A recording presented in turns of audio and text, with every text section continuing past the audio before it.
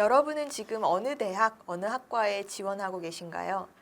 어느 대학, 어느 학과에 지원하느냐에 따라서 내가 준비해야 되는 지원 동기는 달라질 수 있습니다. 그런데 질문은 똑같죠. 자기소개서를 쓰든 그것을 통한 면접을 보든 왜 우리 학과에 지원했습니까? 라는 질문은 나오기 마련인데요. 그러면 공통적으로 서류 기반 면접에서 자주 출제되는 지원 동기에 대한 답변을 어떻게 해야 차별화될 수 있는지에 대해서 알아보도록 하겠습니다. 지원 동기는 여러분들이 준비해야 되는 자기소개서, 그리고 자기소개서를 기반으로 한 면접의 기본 전제라고 보시면 될 것 같아요. 내가 지원서를 내는 데 있어서 내가 왜 이 학과 이 대학을 선택했는지를 말해야 하는 것이고, 그랬을 때 내 서류가 얼마나 의미 있는지를 평가받아야 되는 것이기 때문이죠. 지원 동기는 그렇기 때문에 사실 모든 사람들이 다 똑같을 수는 없어요. 사람마다의 상황이나 생각이 다르기 때문인데요. 근데 문제는 내가 같은 학과에 지원하는 학생이라면 대부분 지원 동기를 동일하게 이야기하고 있다는 겁니다. 네. 누구나 똑같은 지원 동기는 사실은 진부함을 줄 수밖에 없죠. 차별화된 답변이라고 보기가 어렵기 때문에 여러분들이 똑같은 스타일의 지원 동기에서 좀 피하는 방법이 무엇일지를 고민해 봐야 될 것 같습니다. 어문 계열이나 국제 계열에 지원하는 학생들은 사실은 지원 동기 다 이렇게 이야기할 거예요. 저는 외국어를 잘해서요. 네, 다른 과목에 비해서 외국어 실력이 뛰어나서. 이 외국어 실력이 뛰어난 데는 나만의 이런 성장 환경에서의 배경이 있겠죠. 뭐 예를 들어서 어릴 때부터 영어 유치원, 어릴 때부터 외국에 나가서 생활한 경험, 학습한 경험, 또 어릴 때부터 부모님과 함께 해외여행을 자주 다녔고 등등등의 이유로, 또 어릴 때부터 영어 원서를 많이 읽었었고 뭐 등등의 이유로 여러분들이 외국어에 대한 관심이 자연스럽게 생겼어요. 그러다 보니까 이 어문 계열 또는 외국어 관련 특기자로 지원을 하게 되었습니다. 이렇게 이야기를 하는 것이 대부분이죠. 그리고 만약에 내가 법학 계열, 법조인이 되고 싶어요 라는 식으로 뭐 법학이나 뭐 다른 계열에 지원했을 때, 또는 뭐 의사가 되고 싶어요, 판사가 되고 싶어요 라고 했을 때도 가족사를 거론하거나 우리 집안에 이런 가훈이 이래서 모토가 할아버지 때부터 막 이러면서 이제 가족사를 거론하면서 내가 이런 집안 환경으로 자연스럽게 이런 진로 직업군을 생각할 수밖에 없었고, 그렇게 해서 나는 이 학과를 지원하게 되었습니다 라는 식으로 이야기를 많이 하죠. 물론 요즘 부모님의 직업을 거론하면 안 돼요. 네. 그러나 비슷한 뉘앙스를 풍기면서 기억나는 거는 이제 경제경영 쪽으로 지원하는 학생들 중에도 이렇게 작년에 많이 얘기를 면접을 시켜보니까 아버지가 사업을 하셔갖고 그거를 이어받아야 되는 상황에서 난 경영학과를 갈 수밖에 없다, 뭐 이렇게 이야기를 하곤 합니다. 조금 더 특별할 수는 없을까요? 아마 이 중에서도 여러분들이 나도 저렇게 생각하고 있었는데 라고 하는 경우가 많을 거예요. 그러면 사실 차별화되지 않은 지원 동기를 우리 다 누구나 평범하게 생각을 한다라는 것이죠. 자신만의 직접적이고 아주 진솔한 동기가 있어야 함에도 불구하고 사실은 우리는 나의 이야기를 끌어내는 면접임에도 불구하고 내 얘기를 찾기가 굉장히 어려워지는 경우가 있습니다. 그냥 그렇게 살아오고 그냥 그렇게 자라났고 이러다 보니까 뭐 특별히 진지한 생각 없이 나는 이 학과를 생각하게 됐다라는 식이 많다라는 것이죠. 따라서 지원 동기를 생각하기 이전에 우리가 생각해 봐야 될 것은 무엇이냐 하면 나 자신을 돌아보는 거예요. 나의 경험을 반추해 보는 것이죠.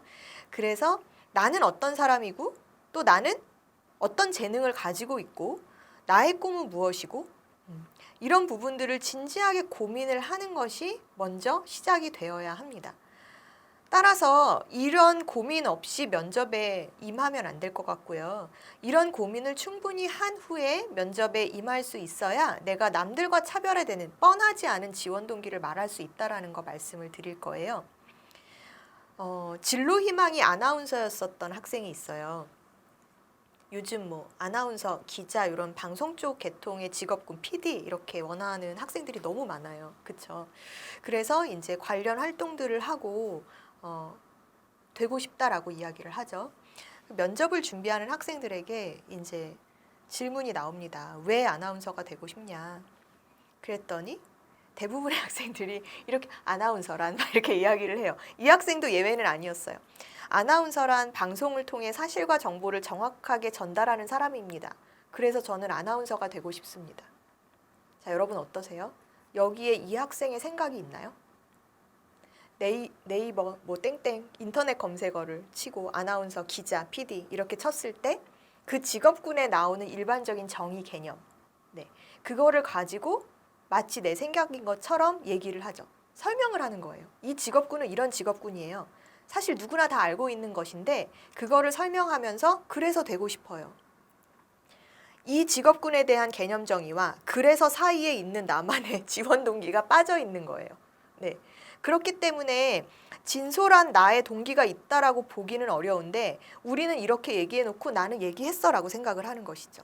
아마 여러분도 지금 그렇게 생각하고 계실 겁니다.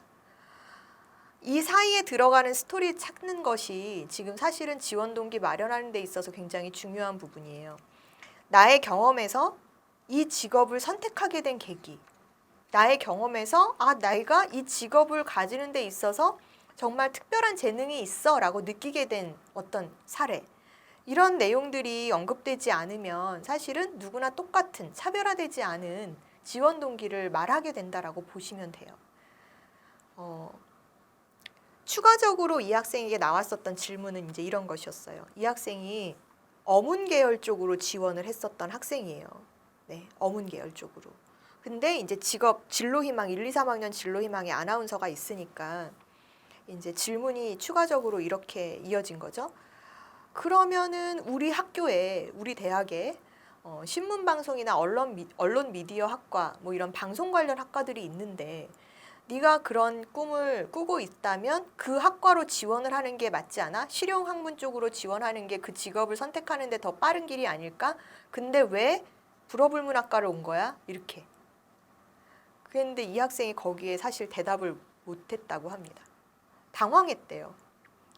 왜냐하면 이 학생이 불어불문과를 지원한 것은 사실은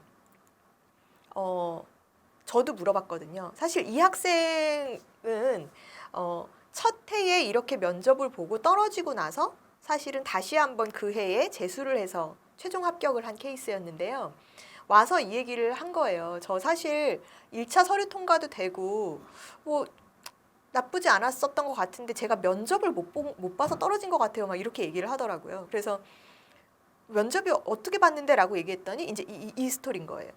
그래서 사실 두 번째 추가적인 질문에는 이 학생이 답변을 못했답니다. 그래서 내가 왜 대답을 못했어 얘기를 하지 그랬더니 이 학생이 하는 얘기가 선생님 저 사실은 불어불문과 그 대학 불어불문과에 저희 언니가 다니고 있어서 그래서 저도 그냥 언니가 그냥 너라고 해서 사실 넌 거였어서 생각을 못했었다라는 거죠. 근데 그렇게 질문을 받으니까 뭐라고 대답해야 될지 그 순간 머릿속이 하얘지더라는 겁니다. 그래서 결국은 답변을 못했고 최종적으로는 이제 불합격을 했다 이렇게 이야기를 하는 것이죠. 그래서 제가 이제 두 번째 면접 연습 두 번째 해는 어떻게 해서든 이제 합격을 해야 되는 상황이니까요. 그래서 그러면 그 이유 말고 네가 이 프랑스어 불어에 관심을 가지게 된 뭐 계기나 사건은 없었어? 이렇게 물어봤죠. 그랬더니 이 학생이 한참 생각을 하다가 사실 제가 그 언어에 호감이 있긴 있어요. 이렇게 얘기를 하는 거예요. 그래서 어떤 계기로 호감이 생겼는데 왜 불어에 대한 인상이 좋아졌는데 왜 관심이 생겼는데? 라고 물어봤더니 이 학생 하는 얘기가 제가 사실은 중학교 때 가족 여행, 유럽 여행을 가족들끼리 한번 갔다 온 적이 있는데 그 여행에서 사실은 박물관 견학을 했는데 거기에 도슨트가 너무 아름다운 여성이 너무 우아하게 이런 프랑스어를 구사하면서 관광객들에게 안내를 하더라는 겁니다. 근데 그 장면이 어린 자신의 머릿속에는 이제 인상이 팍 박힌 거죠. 와, 멋있다. 와, 프랑스어 되게 우아하네. 나도 한번 배워보고 싶네 라는 생각을 했다라는 겁니다. 근데 사실 이 학생이 해당 고등학교에서는 제2외국어가 일본어였기 때문에 이 학생이 고등학교 때는 따로 공부할 수 있는 기회가 없었던 것이죠. 그래서 그러면 만약에 올해도 면접을 봤을 때 이런 질문이 나온다면 너는 이렇게 얘기하는 게 훨씬 좋을 것 같다. 아나운서를 희망하고 있고 내가 생각하는 아나운서란 폭넓은 교양과 지식, 그 다음에 언어 구사 능력이 탁월해야 된다라고 생각을 한다.